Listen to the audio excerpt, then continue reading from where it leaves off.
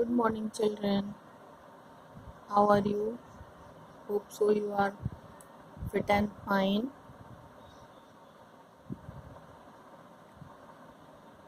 Last video में हम लोगों ने दिशाओं के बारे में पढ़ा था।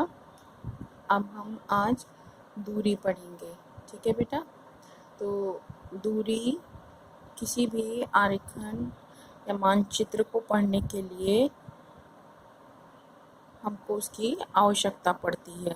ठीक, जो आपका मानचित्र होता है, हमने पीछे बताया था मानचित्र के बारे में आपको। मानचित्र एक आरेखन होता है जो पूरे विश्व या उसके किसी एक पेज को हम एक भाग को छोटे कागज पर या पन्ने पर हम दर्शा सकते हैं। ठीक, या हम ऐसे भी इसको कह सकते हैं कि मानचित्र छोटे पैमाने पर खींचे जा सकते हैं।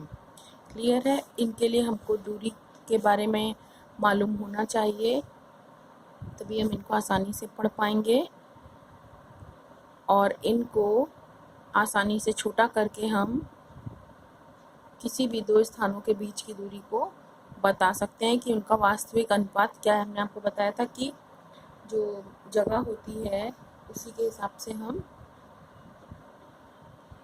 मानचित्र पर छोटा करके उसी दूरी को दर्शाते हैं, जिससे कि हमको मानचित्र को पढ़ने में सुविधा प्राप्त हो। या तभी संभव हो सकता है जब कागज पर एक छोटी दूरी और स्थल की बड़ी दूरी को प्रदर्शित करें हम, यानी कि स्थल पे जितनी बड़ी दूरी है उतनी ही दूरी को हम उसी अनुपात में पेपर पर भी दिखाएं। इसके लिए हमको एक पैमाने की आवश्यकता पड़ती है, या मापक की या स्केल की। ठीक, अब मापक या पैमाना क्या है हम वो देखते हैं।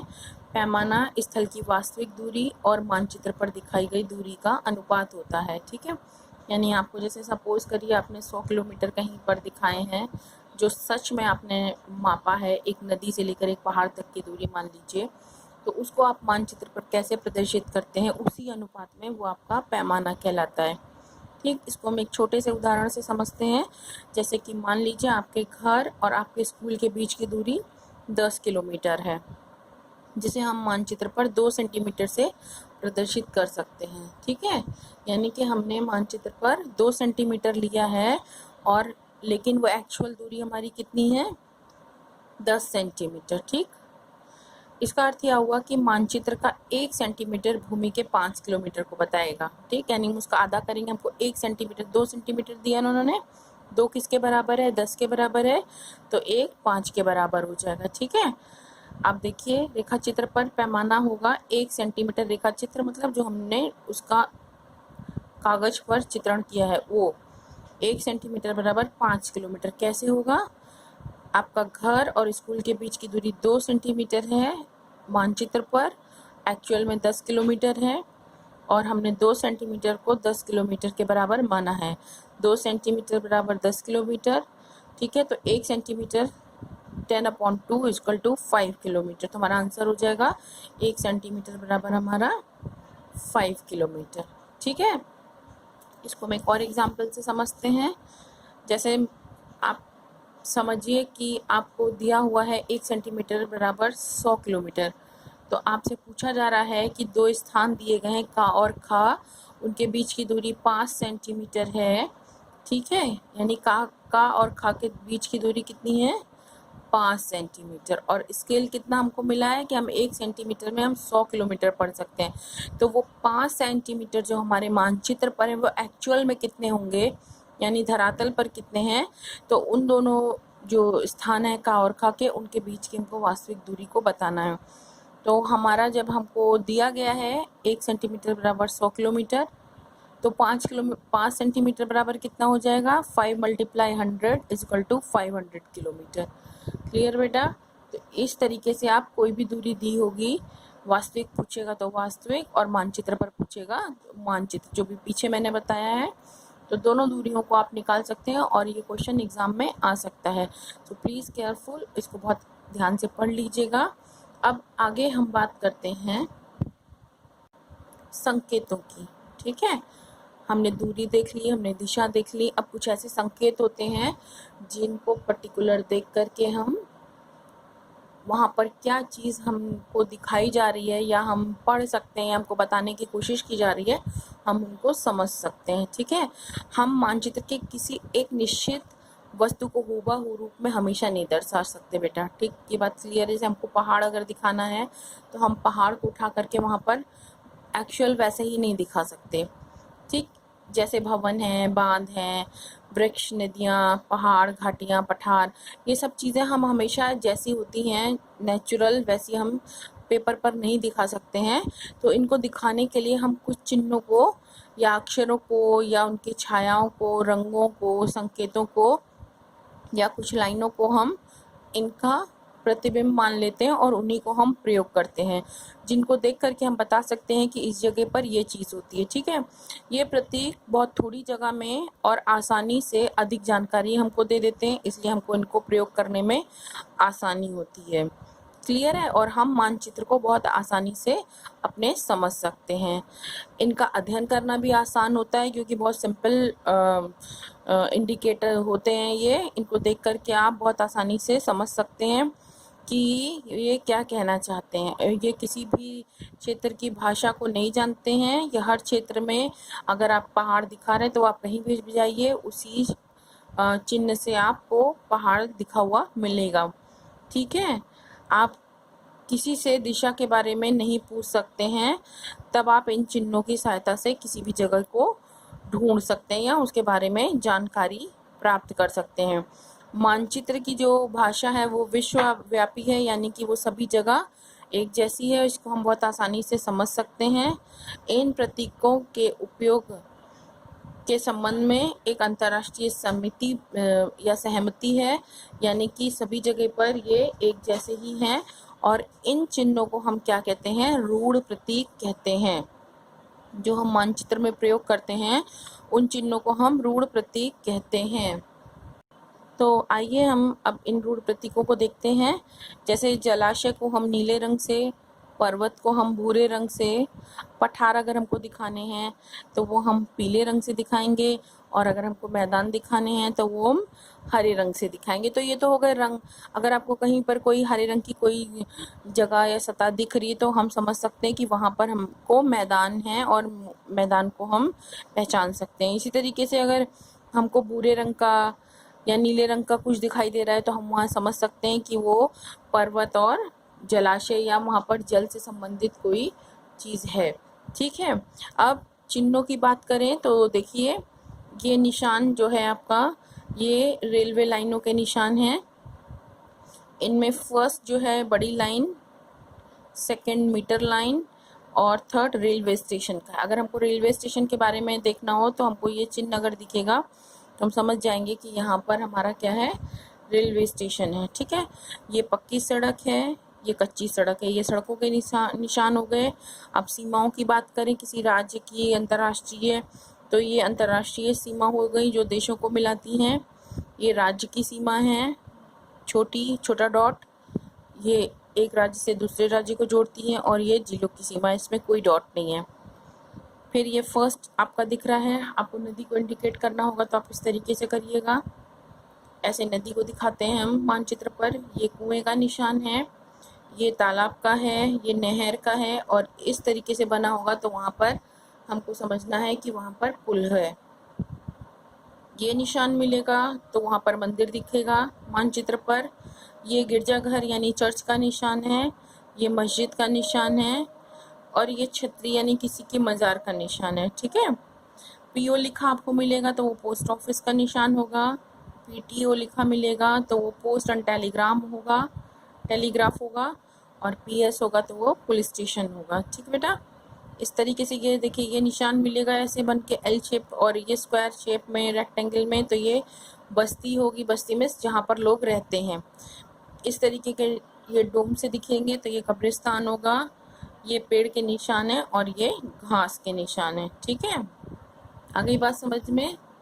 ये हमने प्रतीकों के बारे में जाना। अब देखिए अगर हमको कोई योजना बनानी है या किसी के बारे में कुछ हमको छोटी छोटी चीज़ों को देखना है तो हम योजना बनाते हैं। ठीक, कभी कभी जैसे छोटे स्थान होते हैं उनको हमको बड़े में दिखाने की आवश्यकता होती है, तो उसके लिए एक योजना बनानी पड़ती है। योजना किसी भवन, कमरा या किसी छोटे क्षेत्र की भी हो सकती है। ठीक है, जैसे किसी घर या किसी क्लासरूम की, जैसे मान लीजिए क्लासरूम ही है, आपको इतने बाई इतने का रूम है, उसमें किधर आपको ब्लैक बोर्ड लगाना है, किधर टीचर का प्लेस होगा, किधर स्टूडेंट्स की टेबल चेयर लगेगी, किधर आपका मान लीजिए स्मार्ट बोर्ड के लिए जगह होगी, किधर आपका वो होगा अलमीरा होगा जिधर कुछ भी आप सामान रख सकते हैं। तो इस तरीके की जो भी चीज़ें होती हैं वो एक योजना या खाका के अनुसार होती हैं। तो इस प्रकार क्या होता है, एक बड़े पैमाने वाले मानचित्र से बहुत सी जानकारियाँ प्राप्त होती हैं। ठीक है, इसको हम क्या कहते हैं, खाका या योजना कहते हैं। तो इसको हम अपनी सुविधा के अनुसार बनाते हैं। उसके बाद आती है रूपरेखा। अब रूपरेखा क्या होती है, कोई भी मानचित्र है वो पैमाना मानकर बनाया जाता है। ठीक है बेटा, उसके लिए स्केल की ज़रूरत पड़ती है। उससे हम निश्चित जानकारी प्राप्त कर सकते हैं कि ये 2 किलोमीटर है तो ये 2 किलोमीटर ही है। ठीक है, यहाँ पर नदी है तो यहाँ नदी ही है, यहाँ पहाड़ है तो यहाँ पे पहाड़ ही है। लेकिन अगर हमको किसी को कोई बहुत जल्दी में किसी भी स्थान या मकान या किसी भी चीज़ के बारे में हमको अगर जल्दी में कोई जानकारी देनी है, तो उसके लिए हम बिना माप का एक रूपरेखा खींच करके बताते हैं कि आप सीधे चले जाइए, यहाँ से 20 कदम चलिएगा, फिर बाएं मुड़ जाइएगा, फिर दाहिने मुड़ जाइएगा, फिर 10 कदम चलिएगा, फिर एक पेड़ मिलेगा, फिर एक मंदिर मिलेगा, तो उसके बगल में आपको आपका स्कूल मिलेगा। इस तरीके से जब हम बताते हैं तो वो हमारी क्या होती है, रूपरेखा होती है। ठीक, तो रूपरेखा में कोई निर्देश नहीं होते हैं, कोई पैमाना नहीं होता है। क्लियर है? तो अगर मान लीजिए हम इसी चीज़ को मुंह से बताएं किसी को, जैसे अभी मैंने आपको बताया दाएं मुड़ जाएगा, बाएं मुड़ जाएगा, अगर लंबी बात कर रहे हैं तो हो सकता कि वो भूल भी जाए कि कब दाएं मुड़ना था, कब बाएं मुड़ना था। तो इसको हम रफली एक पेज पर जब बना करके किसी को बताते हैं तो वो हमारी रूपरेखा होती है। ठीक है, तो देखिए जैसे फॉर एग्जाम्पल ये एक रूपरेखा बनी हुई है। ठीक है, अब इसमें हमने उत्तर दिशा इधर मानी है, जो भी हम बात करेंगे उसको बताने के लिए जिसको भी। तो अब ये है क्या, एक मोहन है जिसने श्याम को अपने घर जन्मदिन पर आमंत्रित किया है। ठीक है, इससे पहले मोहन श्याम के घर पर मतलब श्याम मोहन के घर पर कभी भी नहीं गया था। तो मोहन ने कहा कि जो विद्यालय है, विद्यालय के उत्तर की साइड, देखिए ये उत्तर है ना, उत्तर की साइड को जब आप गेट से बाहर आओगे तो दाहिनी तरफ को मुड़ जाना। ठीक है, वो मेन रोड पर आकर के मिलेगी, फिर आगे चल करके, ठीक है, ये देखिए थोड़ी दूर पर एक मंदिर मिलेगा, मंदिर से और आगे बढ़ेंगे तो थोड़ी दूर पर मकानों की कतार मिल जाएगी, ये देखिए सब लगे हुए हैं। ठीक है, यहाँ से तो ये चौराया है, वहाँ से बाएं मुड़ जाना तो एक बाजार मिलेगा, फिर उसके दूसरे छोर पर मेरा घर मिलेगा। तो ये एक रफली रूपरेखा खींच करके मोहन ने श्याम को बताया कि आप मेरे घर इस तरीके से आ सकते हैं। तो हाँ, आप अपनी किसी फ्रेंड को अपने घर बुलाना चाहते हो और उसको नहीं मालूम है कि कैसे हमको रास्ता है, किधर से जाना है, तो अगर आप इस तरीके से बताएंगे तो इसको हम रूपरेखा कहेंगे। इसमें कोई भी दूरी कहीं पर भी इंडिकेट नहीं की गई है। ठीक है, इसमें कोई पैमाना नहीं माना है, एक रफ डायग्राम बना करके उसने उसको समझाया था। तो ये हमारी क्या हो गई है, रूपरेखा। क्लियर बेटा, इसको हम क्या कहेंगे, रूपरेखा। अब देखिए, एक रूपरेखा मानचित्र में सही दूरी होना आवश्यक नहीं है। ठीक है, जो ये जो आपकी रूपरेखा है उसमें दूरी कितनी है ये हमने कहा कि उसमें हम दूरी को इंडिकेट नहीं करते हैं। दिशाएं और दूसरे विवरण भी अस्पष्ट होते हैं। जैसे इधर तो हमने माना था कि उत्तर दिशा है, उसने बताया, लेकिन बाकी दिशाएं या कभी कभी हम उस उत्तर दिशा का भी जिक्र नहीं करते। हम कहते हैं सीधे कि अपने घर से निकलना और बाएं मुड़ना या दाएं मुड़ना। ठीक है, तो दूसरे जो विवरण होते हैं या जानकारियां होती हैं वो हमें नहीं मिलती हैं। दिशा सूचक तीर मानचित्र के बाएं हाशिए पर बना होता है। ठीक है, अब अगर हमको कोई मानचित्र का अध्ययन करना है तो हम कैसे पढ़ेंगे, हमेशा जब हम मानचित्र हमेशा जब हम मानचित्र पढ़ेंगे तब उसमें उत्तर दिशा यहाँ पर बनी होगी एक तीर से। क्लियर है? इसको हम उत्तर दिशा कहते हैं। यानी मानचित्र में हमेशा इस तरफ में, ऊपर की तरफ में उत्तर दिशा होगी। मैंने पीछे भी आपको बताया था। इस रेखा के द्वारा हम मानचित्र की अन्य दिशाओं का भी ज्ञान कर सकते हैं। क्लियर? मानचित्र में सबसे ऊपर माप हेतु एक पैमाना होता है। यहाँ पर एक पैमाना होता है। क्लियर? यह दो स्थानों के बीच की दूरी को बताने के लिए सहायता करता है कि कितनी दूरी कहाँ पर, किस जगह पर है। ठीक? मानचित्र में दो स्थानों के बीच की दूरी नापनी होती है। फिर हम पैमाना द्वारा वास्तविक दूरी ज्ञात कर लेते हैं। हमने वो छोटी दूरी को नापा और ऊपर जो पैमाना दिया था उसके हिसाब से हम वास्तविक दूरी को पता कर लेते हैं। मानचित्र में संकेत यानी प्रतीक, जो भी मैंने पीछे आपको बताए हैं, के माध्यम से हम विभिन्न वस्तुओं को प्रदर्शित कर सकते हैं। इन संकेतों की समझ के लिए मानचित्र का अध्ययन आवश्यक होता है। ठीक है? क्लियर है? यानी आप इन संकेतों को अगर समझना चाहते हैं तो मानचित्र के बारे में पता होना चाहिए, और मानचित्र को पढ़ने के लिए हमको इन संकेतों के बारे में पता होना चाहिए। बिना संकेतों के हम मानचित्र को नहीं पढ़ सकते हैं। ये तो हो गया बेटा देखो मानचित्र के बारे में। ठीक है? अब कुछ और भी हैं हमारे पास प्रणालियाँ जिनके द्वारा हम, अगर हमको कहीं और की भी जानकारी प्राप्त करनी हो तो उनको हम प्राप्त कर सकते हैं, जिनमें पहला हमारा सुदूर संवेदन है। ठीक है?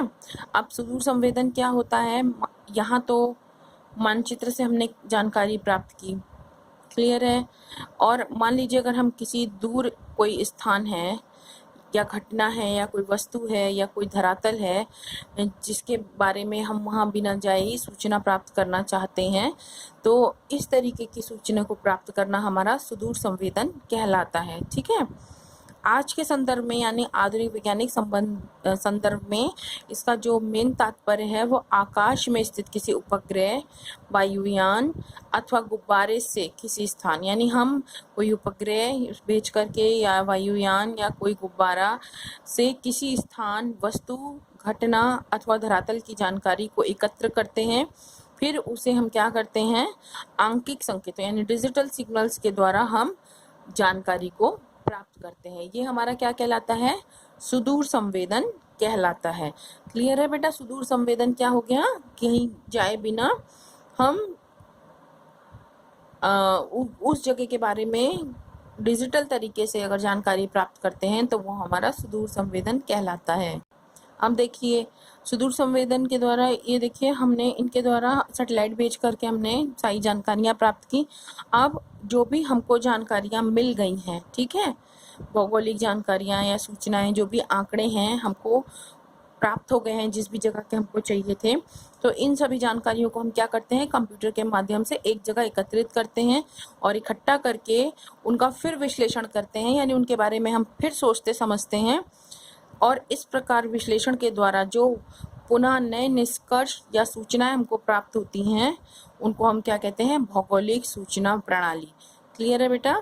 तो जो नए विश्लेषण या नए निष्कर्ष को प्राप्त करना भौगोलिक सूचना प्रणाली कहलाता है, यानी GIS। क्लियर है? ठीक है? तो ये हमारी क्या हो गई? भौगोलिक सूचना प्रणाली, जो हमें सुदूर संवेदन के द्वारा आंकड़े प्राप्त हुए हैं उनके द्वारा हमने जो नए निष्कर्ष निकाले हैं। अब देखिए, अब हम अंकित चित्रण के बारे में बात करते हैं। ठीक है? ये हो गई आपकी भौगोलिक सूचना प्रणाली। यहाँ से हमने आंकड़े एकत्रित किए, फिर यहाँ हमने उनका विश्लेषण किया। फिर अंकित चित्रण क्या है? यहाँ पर हम जो भी हमें भौगोलिक आंकड़ों से हमने नए निष्कर्ष निकाले हैं उनकी सहायता से, ठीक है, और उनको लेकर के कंप्यूटर की सहायता से मानचित्र का निर्माण करना, और उस मानचित्र के द्वारा हम फिर से कोई नया मानचित्रण तैयार करते हैं। ठीक है? जो भी उसमें संशोधन हुआ है वो कंप्यूटर की सहायता से हम जो मानचित्रण तैयार करते हैं वो हमारा क्या कहलाता है? आंकिक मानचित्रण कहलाता है। ठीक है? क्लियर बेटा? कंप्यूटर की सहायता से नए आंकड़ों के द्वारा मानचित्र का निर्माण करना आंकिक या कंप्यूटर मानचित्रण कहलाता है।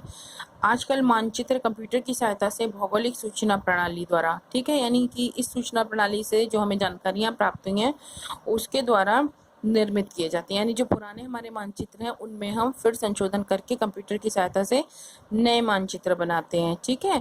जीआईएस द्वारा सूचनाओं का संकलन, एकत्रीकरण एवं विश्लेषण किया जाता है। यानी इसके द्वारा क्या किया जाता है, कहीं की भी सूचनाओं को हम इकट्ठा करते हैं, उनके बारे में विश्लेषण करते हैं और उनका संचालन करते हैं। क्लियर है। किसी स्थान की समस्या के समाधान अथवा कोई योजना बनाने के लिए हम कई तरह की जानकारियों की हमको आवश्यकता होती है। जो जानकारी हमको कहाँ से मिलती हैं, जीआईएस से ही मिलती हैं। ठीक। इन जानकारियों को हम संगठित करते हैं, यानी एक जगह पर इकट्ठा करते हैं और फिर हम उनको मानचित्र बनाते हैं। ठीक। इस प्रकार जो मानचित्र हमारे बनते हैं आंकिक चित्रण के आधार पर, उन पर फिर हम आगे की योजनाएं बनाते हैं। यानी जैसे बहुत पुराने समय के मानचित्र हैं, जब तक हम उनमें संशोधन हुई चीज़ों को नहीं दिखाएंगे तब तक हम आगे की योजनाओं को नहीं बना पाएंगे। ठीक है। जैसे फॉर एग्जाम्पल किसी स्थान का भूमि उपयोग निकालना है आपको। भूमि उपयोग मीन्स कि कहाँ पर कितनी भूमि किस पर्पज से यूज हो रही है, कितनी खेती के लिए है, कितनी में दुकानें हैं, कितने में लोग रह रहे हैं, कितने में उद्योग धंधे हैं।